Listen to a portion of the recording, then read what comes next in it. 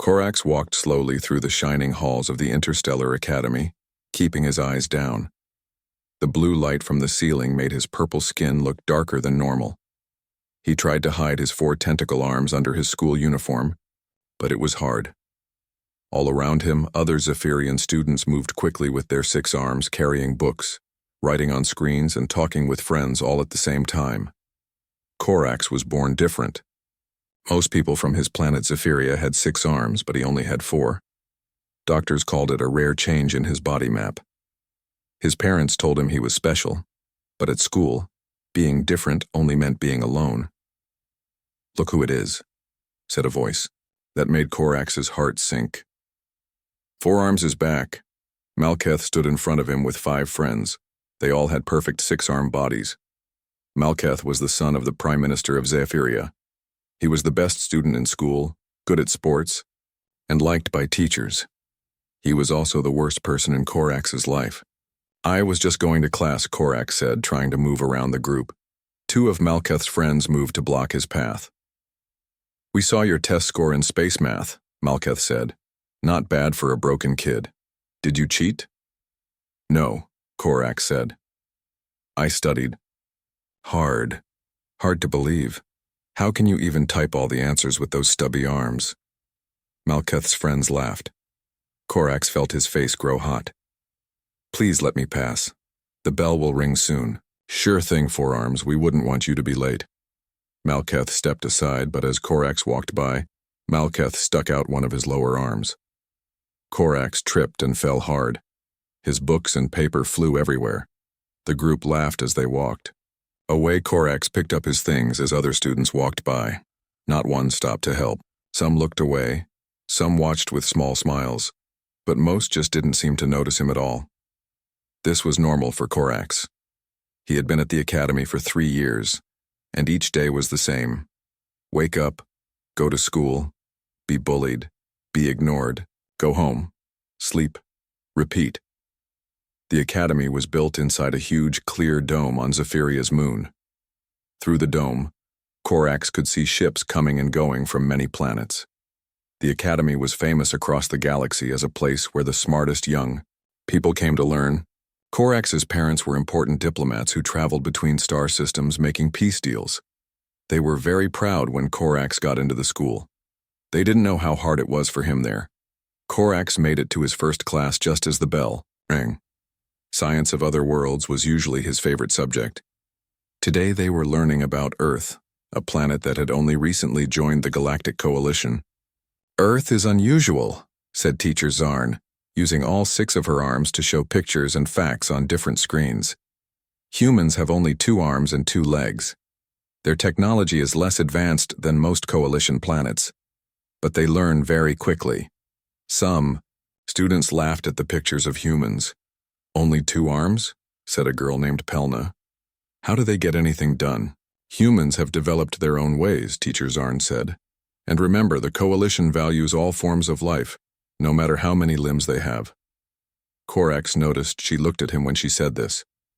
He sank lower in his seat. After class, Corax went to the meal hall. He sat alone, as always, at the end of a long table. He ate quickly, hoping Malketh wouldn't come by. As he ate, he watched a large screen showing news from across the galaxy. "Breaking news," said the reporter. "The first human exchange student will arrive at the Interstellar Academy next week. This is part of the new friendship program between Earth and the Coalition." Corax looked up with interest. A human at the Academy? Someone even more different than him? After school, Corax walked home to the small apartment where he lived alone during school terms. His parents called once a week on the space video system. They were currently on a planet 10 light years away, working on a trade deal. The apartment was clean but empty feeling. Corax made himself a simple dinner and sat down to do his homework.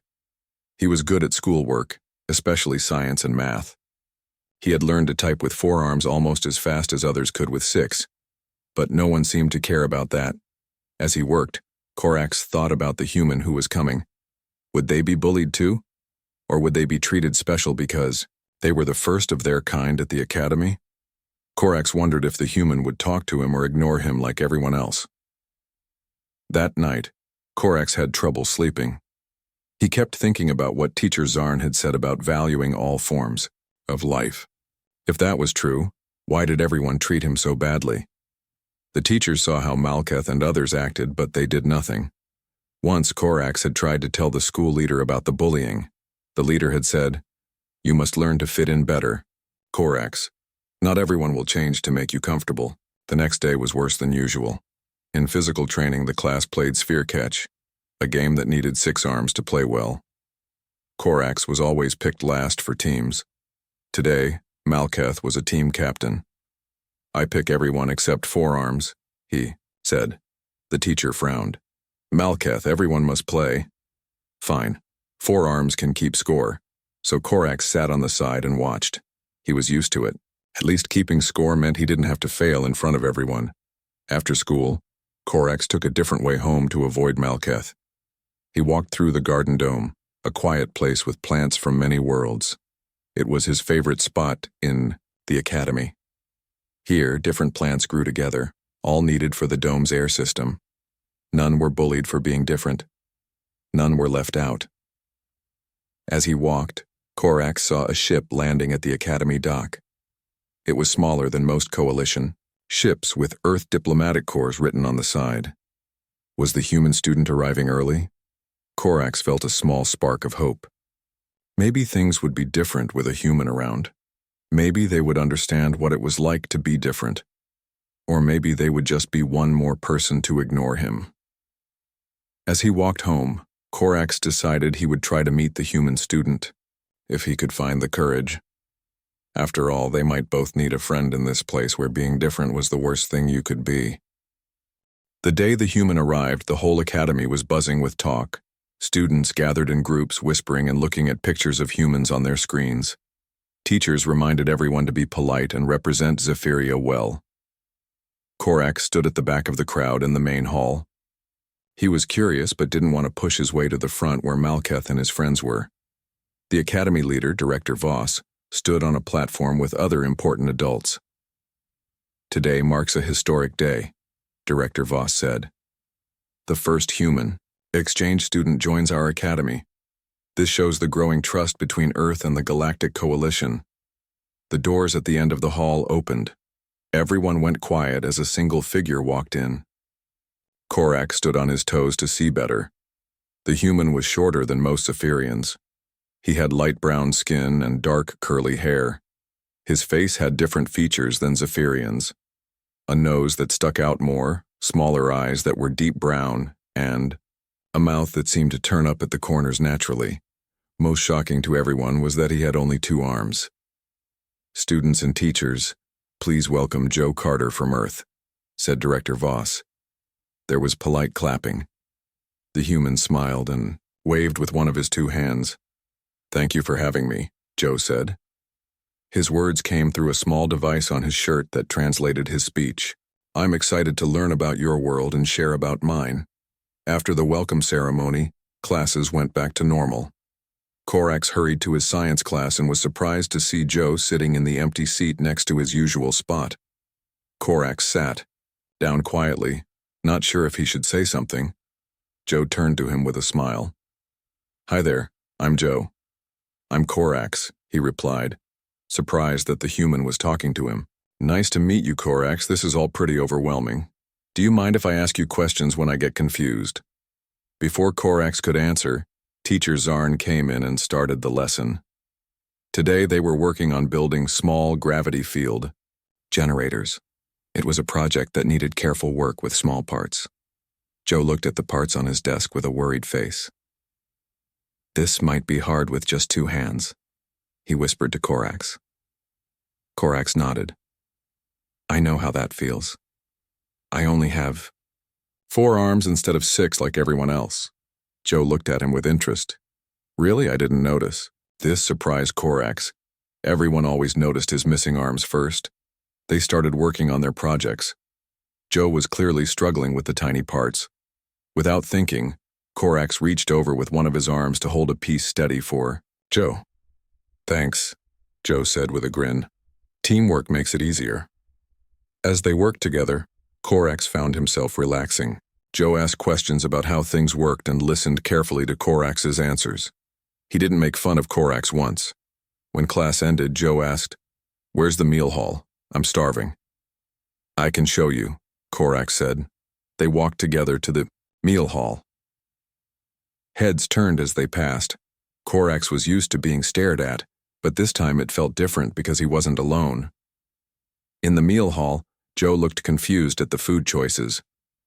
Korax explained the different foods and what they tasted like. They sat together at Korax's usual empty table. "So," Joe said as they ate, "you were born with 4 arms instead of 6? That happens on Earth too. People are born with different bodies all the time." "Here it's very rare," Korax said, "and not accepted well. That's rough. On Earth, we're trying to be better about accepting differences.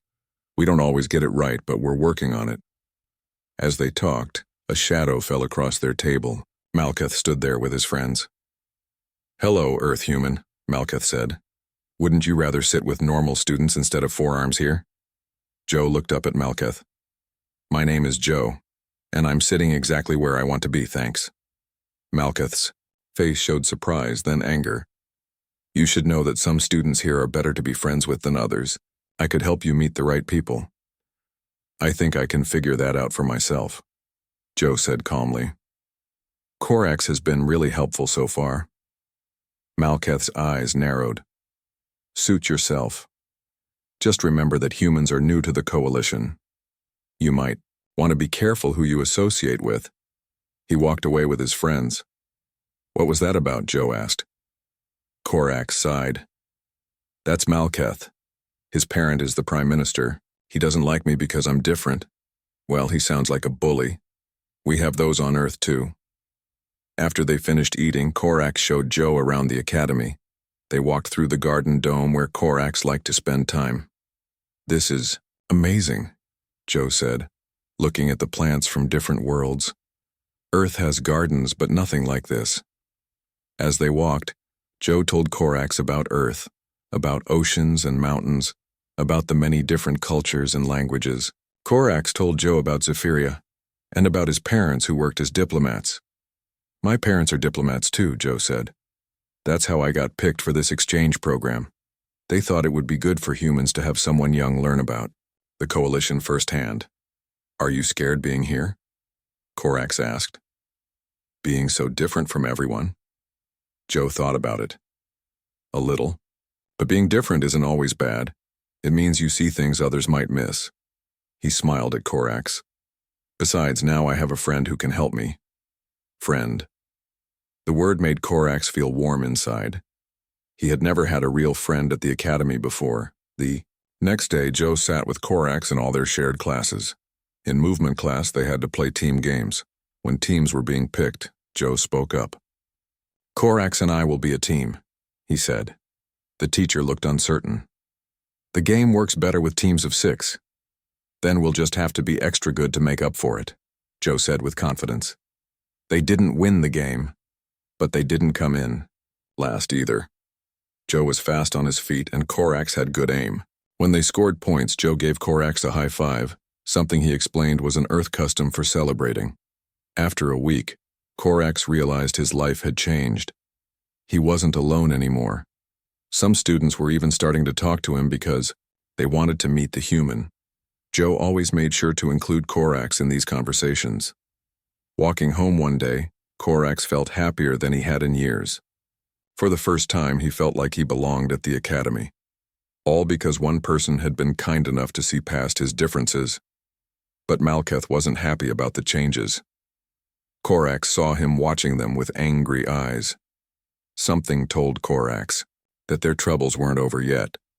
Malkuth wasn't used to being ignored, and he wouldn't let it continue for long.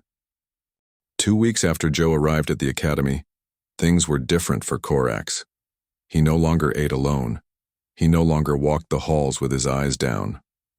For the first time, he had a friend who stood by him. One morning, Joe and Korax sat in the garden dome before classes started.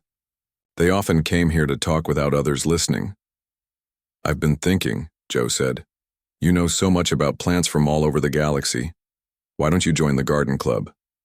Korax shook his head. I tried once. Malketh is in that club. He told everyone they didn't want a four-armed freak touching the rare plants. Joe frowned. That's not right. You have just as much right to be in that club as anyone else. He thought for a moment. What if we start our own club? What kind of club? A culture club. We could teach others about Earth and learn about other worlds too. The point would be sharing and learning from differences. The idea excited Korax. Do you think people would come? Only one way to find out, Joe said with a smile. That day they asked teacher Zarn if they could start a club. She seemed surprised but gave them permission. Joe made a poster on his tablet and sent it to the school message system. Galaxy Culture. Club. Learn about Earth and share about your world. All students welcome. Meeting in room 12 after classes on third day. On third day, Korax was nervous as he and Joe set up room 12. What if no one comes, he asked. Then it will just be us and we'll have fun anyway, Joe said. To Korax's surprise, students began to arrive. First came Lena, a quiet girl from their science class. Then 3 students from the year below them. 2 more from their movement class. By the time they started, 15 students had come. Welcome to the first Galaxy Culture Club meeting, Joe said. I'm Joe from Earth, and this is my friend Korax, who is from Zephyria. This club is about learning from each other. Joe showed pictures of Earth, blue oceans, green forests, cities full of lights, and people of many colors. The students asked questions about everything. How did humans live with only 2 arms? What was rain like? Why did Earth have so many different languages? Joe answered their questions, then said, Now I want to learn about your worlds. Who wants to share? A student named Vic from the gas planet Jeroen spoke about floating cities. Lena showed images of her home world's crystal caves. Everyone seemed to enjoy learning about each other. As they were ending the meeting, the door opened. Malketh walked in with 2 of his friends. Everyone went quiet. What's this? A club for weirdos?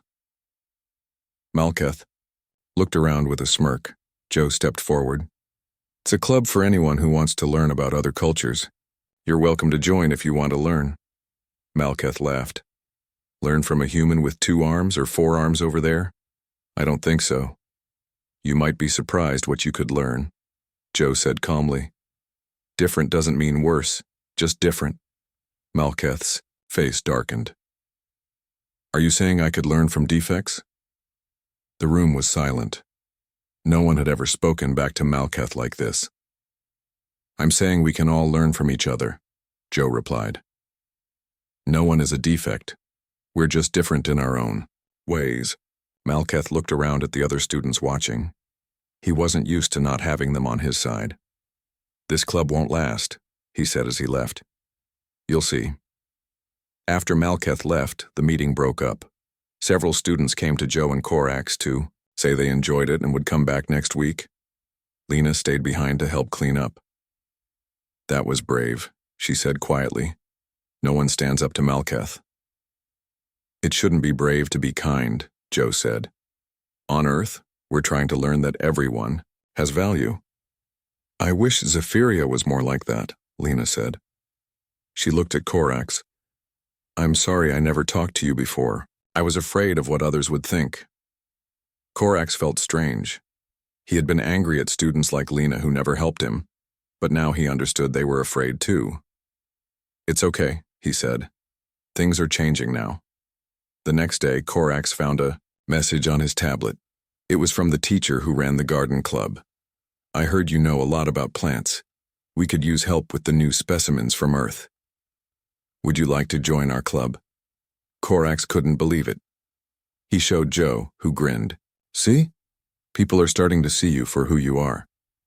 The Galaxy Culture Club grew larger each week. More students came to hear Joe talk about Earth and to share about their own worlds. Even some teachers started to attend. One day, Director Voss herself came to observe. After the meeting, she spoke to Joe and Korax. The coalition sent me a message, she said. They're pleased with how well the human exchange program is going. They want to expand it next year. Joe smiled. That's great news. They've also asked if our academy would host a student presentation day. Each member world would send students to share their culture. Would your club be willing to lead this event? Korax couldn't believe his ears. The director was asking them for help with an important event. We'd be honored, Joe said. Right, Korax? Korax nodded, still shocked. As they walked back to their rooms that night, Korax felt like he was dreaming. A few weeks ago, no one even talked to me. Now we're organizing an event for the whole coalition. Joe put a hand on Korax's shoulder. People just needed to see past your arms to who you really are. Not everyone was happy about their success. The next morning, Korax found his locker had been broken into. His school tablet was gone, along with his notes for all his classes. On the inside of the locker door, someone had written, "Go home 4 arms." Korax didn't need to guess who had done it. When he told Joe, his friend's face grew serious. We need to report this, Joe said. The teachers never do anything, Korax replied. Malketh's parent is too important. This isn't just about Malketh anymore, Joe said. This is about making the academy safe for everyone. If we back down now, things will go back to how they were before. Korax knew Joe was right. If they wanted things to really change, they would have to stand up to Malketh once and for all. Okay, Korax said. Let's talk to Director Voss together. As they walked to the director's office, Korax felt both scared and brave. With Joe beside him, he finally had the courage to fight for his place at the academy. Director Voss listened as Korax showed her his empty locker and the mean words written inside. Joe stood next to him, a hand on his shoulder for support. This is serious, Director Voss said. Damaging school property and stealing are against our rules. She looked at the writing on the locker. And this kind of message goes against everything the coalition stands for. It was Malketh, Korax said. I'm sure of it. The director sighed. That's a big claim. Do you have proof? No, Korax admitted. But who else would do this? I can't punish someone without proof, the director said. But I will look into it, and I'll get you a new tablet right away. As they left the office, Korax felt disappointed. See, nothing will happen. Malketh will get away with it like always. Joe thought for a moment. Maybe we need to catch him in the act next time. You think there will be a next time? I don't think he's going to stop, Joe said. Bullies usually don't, until someone makes them. The next day, Korax got a new school tablet. His teachers helped him recover most of his work. Life went on, but Korax felt on edge, waiting for Malketh to strike again. Planning for the Coalition Student Presentation Day kept them busy. Students from 20 different worlds would be coming to the academy. Each world would have a booth to show their culture, and there would be talks and performances too. Korax and Joe worked with their club members to plan everything. They were given a special room to use for meetings, and Teacher Zarn helped them with the planning. Earth will have a booth too, Joe told the club. I need help setting it up. I'll show Earth music, food, games, and art. Lena raised her hand. I can help with the art part. I'm good at making displays. Other students volunteered for different parts. Korax felt proud seeing everyone working together. One evening, Korax was working late in their clubroom. Joe had gone to call his parents on Earth. Korax was alone, checking the list of visiting students. He heard the door open behind him. Turning, he saw Malketh standing there with 3 friends. Working hard, 4 arms? Malketh said with a cold smile. Korax stood up. What do you want? I want to know why you think you can change things around here. Malketh walked closer. You were nothing before the human came. You're still nothing. I never did anything to hurt you, Korax said. Why do you hate me so much? Because you're wrong, Malketh hissed. You're a mistake. 4 arms means you're weak, but you're getting all this attention now. It's not right. Korax felt something new inside him, not fear but anger. No, what's not right is how you treat others. Being born with 6 arms doesn't make you better than me. Malketh laughed. Big talk from someone who's all alone right now. Korax saw Malketh's friends moving to block the door. He looked for a way out, but there wasn't one. "The big presentation day is coming up," Malketh said. "It would be bad if something went wrong, wouldn't it?" "What are you planning?" Korax asked. "You'll see." Malketh picked up some papers from the table. The plans for the Earth booth. "Interesting. I wonder what would happen if the humans' booth failed in front of everyone." "Give those back," Korax said. "Make me," Malketh taunted, holding the papers high with his upper arms. Without thinking, Korax lunged forward and grabbed for the papers. Malketh's friends rushed in. There was pushing and shoving. Korax fell hard against the table, knocking things over. Malketh and his friends laughed as they left with the plans. Korax sat on the floor, feeling the old familiar pain of being small and helpless. Then he saw something under the table that had fallen during the fight, Malketh's personal tablet. He must have dropped it. Picking it up, Korax saw it was still on and unlocked. There on the screen was a message to one of Malketh's friends. "Plan set for presentation day. 4 arms and the human will be sorry they ever crossed me." Korax quickly took pictures of this message and others like it using his own tablet. Here was the proof they needed. When Joe returned, Korax showed him what had happened and the messages he found. "This is serious," Joe said. "Malketh is planning to sabotage the presentation day. We need to tell Director Voss right away." This time when they went to the director's office, they had proof. Director Voss looked at the messages on Korax's tablet and frowned deeply.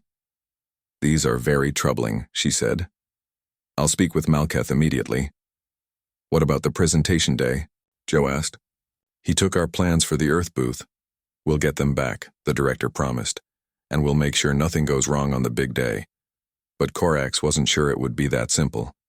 Malketh's parent is important. What if you can't punish him? Director Voss looked at Korax with serious eyes.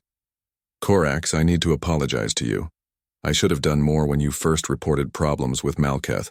I was worried about his parents' influence, and that was wrong of me. Every student deserves to feel safe here." Korax felt his throat tighten.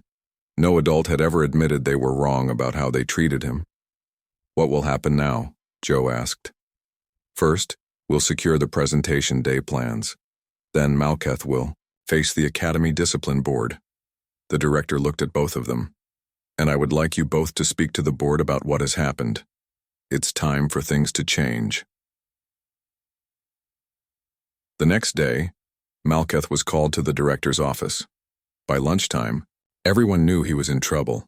Students whispered in the halls. Some of Malketh's friends came to Joe and Korax to apologize for how they had acted. Korax could hardly believe what was happening.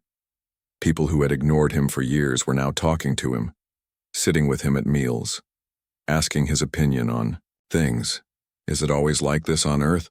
Korax asked Joe as they watched the changes around them. "Do people stand up for what's right?" Joe smiled. "Not always. But more and more, people are learning that everyone has value no matter how they're born or what they look like." The day before the big presentation, Korax and Joe were called to meet with the discipline board. They told their story, all of it from the first day Korax was bullied to the fight in the clubroom. The board listened carefully and took notes. When they finished, the head of the board spoke. "Thank you for your courage. The board has decided that Malketh will not participate in the presentation day. He will instead work on a special project about diversity and acceptance in the coalition." As they left the meeting, Korax felt like a heavy weight had been lifted from him. For the first time, he truly felt like he belonged at the academy. "Tomorrow is the big day," Joe said. "Are you ready?" Korax nodded. "Thanks to you, I am." The day of the coalition presentation arrived. Students from 20 different worlds came to the academy. The main hall was filled with colorful booths showing food, art, music, and games from each world. Korax woke up early, too excited to sleep. Today was the biggest day of his life. He and Joe had worked so hard to make everything perfect. As he got ready, his communication screen lit up. It was his parents calling from their diplomatic mission. "Korax, we got a message from Director Voss about the presentation day," his mother said. "She told us you helped organize everything. We're so proud." "Did she tell you about everything else?" Korax asked. His parents looked at each other. Yes, his father said. We had no idea things were so hard for you at the academy. We should have paid more attention. It's okay, Korax said. Things are better now. Because of you and your human friend, his mother said. Director Voss told us how brave you both were. Korax felt warm inside. His parents knew what had happened and they were proud of him. I have to go now. The visitors will be arriving soon. We'll call again tonight to hear all about it, his father promised. When Korax arrived at the main hall, it was already busy. Students were setting up their booths, hanging signs, and arranging displays. Joe was at the Earth booth placing strange objects on a table. What are those? Korax asked, pointing to small flat squares. Board games, Joe explained. Humans play, them for fun. I thought visitors might want to try. Korax helped Joe finish setting up. The Earth booth had pictures of Earth's landscapes, samples of music playing softly, and even some packed food items Joe had brought from home. Other booths were just as interesting. The students from Jaroon had a mini model of their floating cities. The rocky planet Drell showed glowing stones that they used for light. Students from Waterworld Aquarii had special tanks where tiny sea creatures swam. Director Voss opened the day with a speech about friendship between worlds. Today we celebrate our differences, she said. But we also celebrate what makes us the same. Our wish to learn, to grow, and to understand each other. The hall filled with visitors moving from booth to booth. Many came to the Earth booth, curious about the newest member of the coalition. Joe answered questions while Korax helped demonstrate the board games. During a quiet moment, Lena came over to their booth. Have you seen the news feed? She asked, showing them her tablet. The coalition news is covering our event. They're showing pictures of your booth right now. Sure enough, there on the screen was a picture of Joe and Korax explaining an Earth game to some visitors. The caption read, Human and Zephyrian students lead cultural exchange at Interstellar Academy. We're famous, Joe laughed. As the day went on, Korax noticed something strange. People were treating him differently. Visitors asked him questions directly, not just Joe. Other students included him in conversations. No one stared at his four-arms or made jokes. For once, he was just Korax, not four-arms. In the afternoon, it was time for the cultural performances. Students from each world would show music, dance, or other arts from their planets. Joe had prepared a simple Earth dance and had taught some club members to join in. As they were getting ready backstage, Korax saw a familiar face. Malketh was standing in the corner, watching them. The discipline board had made him help with stage setup instead of participating in the presentations. Korax walked over to him, feeling brave. Hello, Malketh. Malketh looked surprised that Korax would talk to him. What do you want? I wanted to say that I'm sorry things turned out this way, Korax said. I never wanted to get you in trouble. I just wanted to be treated fairly. Malketh was quiet for a moment.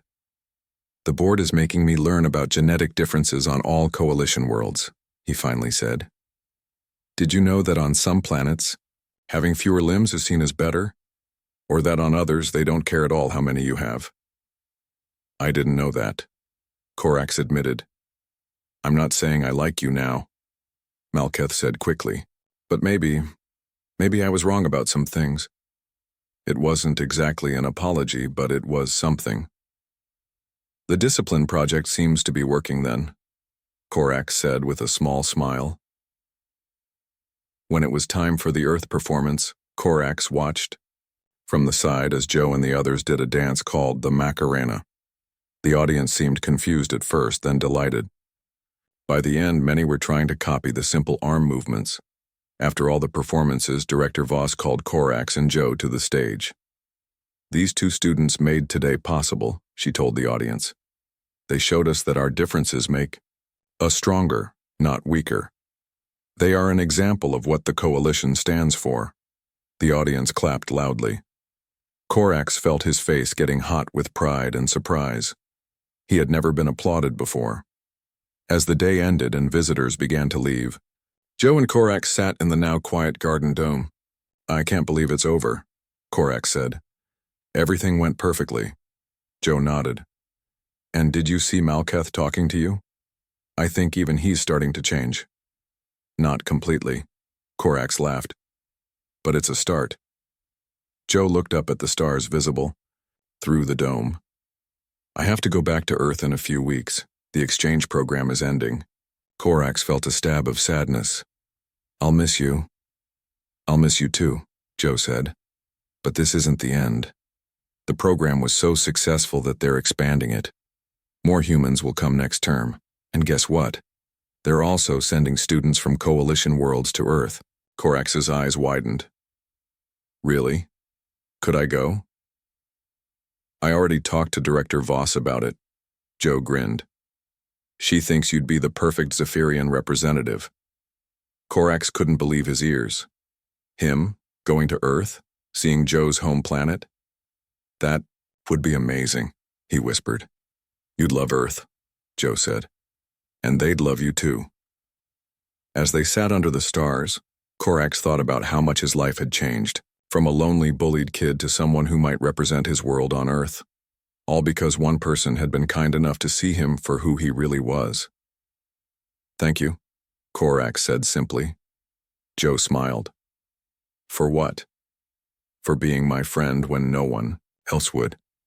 For helping me stand up for myself, for changing everything. You did most of the changing yourself, Joe said. You just needed someone to believe in you so you could believe in yourself. Korax looked around at the academy that had once felt like a prison and now felt like home. Whatever came next, he knew he was ready for it. He wasn't the same scared kid he had been before Joe arrived. He was stronger now, braver. He had found his place in the galaxy, and it all started because a human came to the rescue.